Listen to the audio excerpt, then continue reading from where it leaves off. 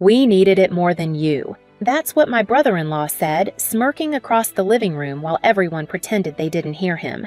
My hands were still cold from the lake water when I checked my account expecting to clear a few payments. Instead, I watched every dollar I had saved over 5 years vanish in one blinking refresh. Zero. All of it. Gone. I looked up at him. His glass raised his laugh sharp enough to cut. They thought I would crumble right there at the lake house. But the truth was simple. This wasn't the moment I broke. It was the moment I woke up. My name is Florence, and for most of my life, I believed family was something solid, something you could lean on without wondering if it would collapse beneath you. I grew up in Portland in a small house that always smelled like sawdust and Sunday coffee. My parents ran a tiny hardware store on the edge of the city, the kind of place where regulars stopped by just to talk. They raised me to work hard, keep my word, and never take more than what I earned. Allison, my younger sister, was different. She floated through life like it owed her something.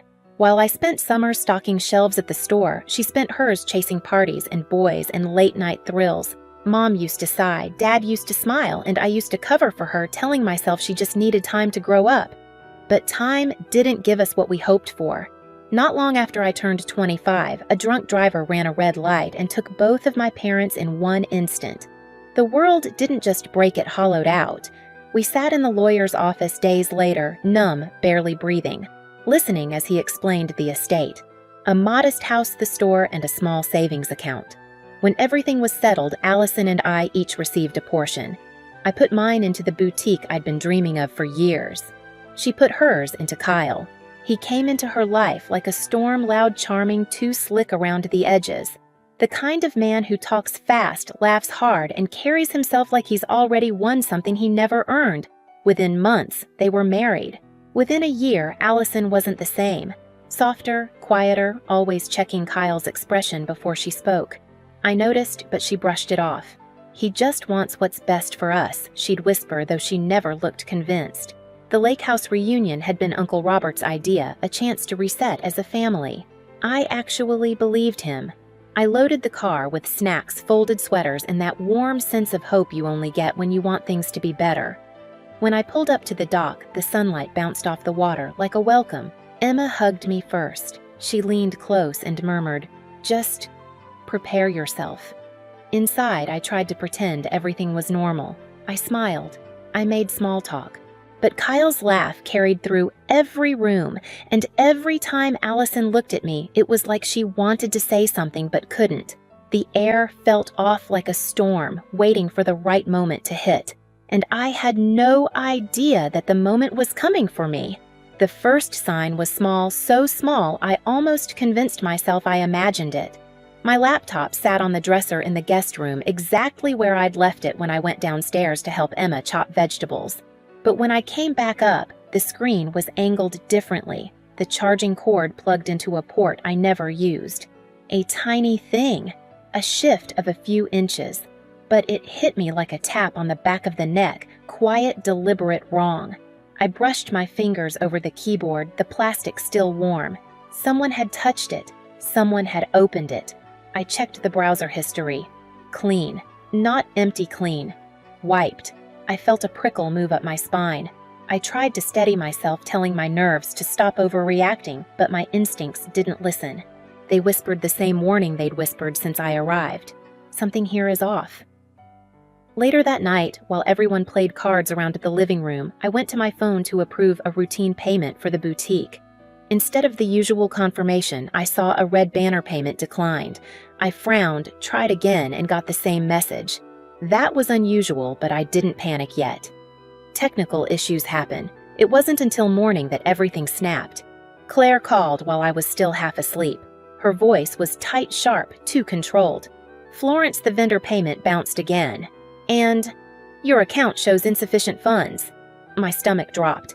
That's impossible. But even before I opened my banking app, I knew what I'd see. Some part of me had known for hours. The screen-loaded numbers shifted, and then there was nothing. Not a mistake. Not a glitch. Zero. Every dollar I had saved for 5 years gone. I walked into the kitchen like a ghost. The smell of coffee, the chatter, the clatter of forks, it all felt distant, unreal. When I said, "My money's gone," the room fell silent. Uncle Robert stood up. "Gone? What do you mean, gone?"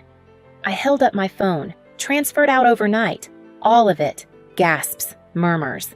Emma rushed to my side. Only 2 people didn't move. Allison staring into her mug as if she could disappear inside it. And Kyle leaning back in his chair, arms crossed, expression blank. "Did you call the bank?" Emma whispered. "I did." My voice felt hollow. They said the password and security questions were entered correctly, from a recognized device. A chill swept through the kitchen. I didn't look at anyone but Kyle. "You were near my laptop yesterday," I said quietly.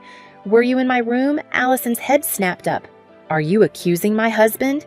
Kyle exhaled a laugh, short, smug, dismissive. "Maybe your little business partner messed up. Or maybe you don't know how money works." His tone sliced through the air. "Show us your bank statements," I said. "If you're so financially stable." His smirk twitched just barely. "I don't owe you proof." "Oh, really? Because if you weren't involved, you'd be shouting louder than anyone here." Allison's hands trembled.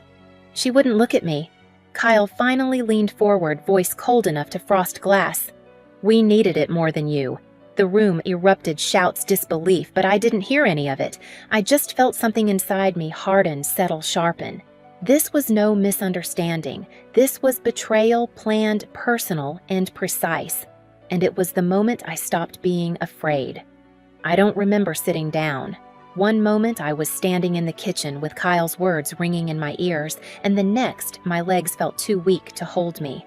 My palms were cold, my breathing shallow, but my mind was suddenly the clearest it had been in years. Shock does that.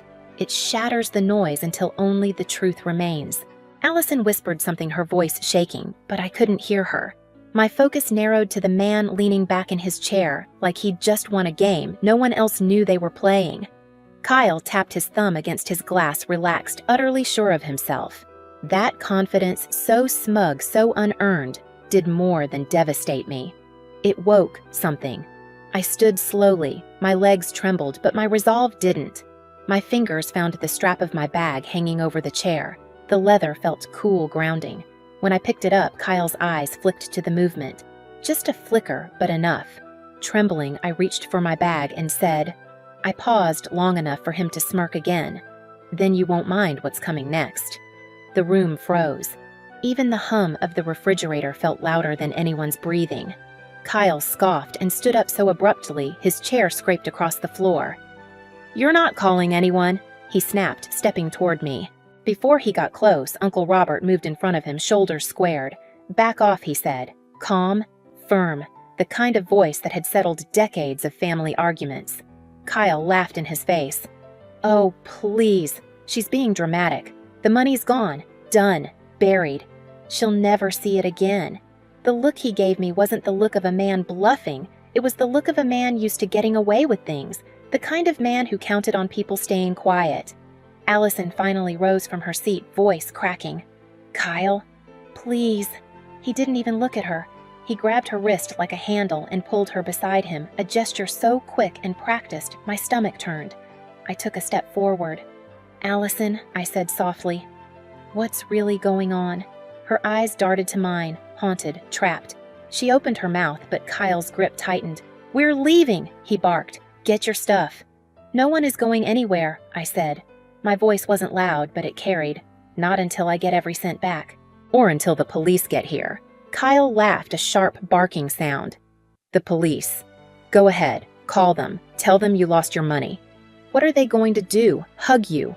He thought this was still his moment. He had no idea it was already over. Because while he had been gloating, I had been remembering something he didn't know. 6 months earlier, after a hacking attempt on my boutique's network, I'd installed a quiet little security tool on my laptop. A tool that photographed anyone trying to access my files.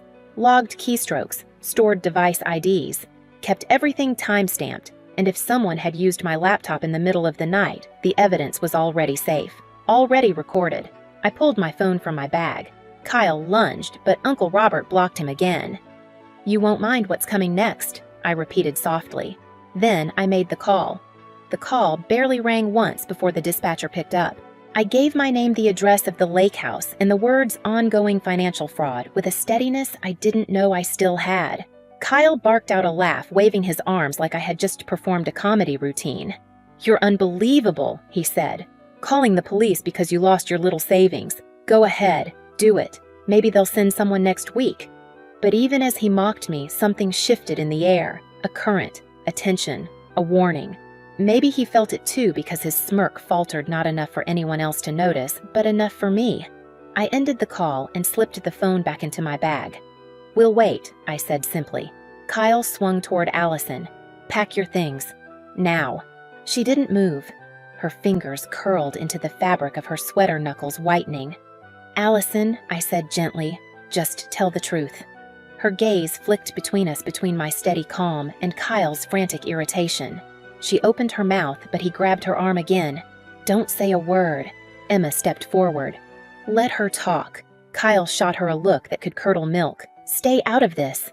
But for the first time since I'd arrived at the lake house, it wasn't me who reacted. It was Allison. She wrenched her arm out of his grip, voice breaking. "I'm tired, Kyle. I'm tired of lying for you." The room froze. Aunt Patricia gasped quietly. Uncle Robert's jaw tightened. Kyle stared at her stunned. Then, anger rose in him like a tide. "You stupid," he never finished the sentence. Because that was when the sound came, a loud, violent bang so powerful it shook the walls, rattled the windows, and sent a few picture frames crashing to the floor. Everyone flinched. Even Kyle. Emma whispered, "What was that?" But I knew. Deep down, I knew. Seconds later, the front door flew open with a force that whipped cold morning air through the hallway.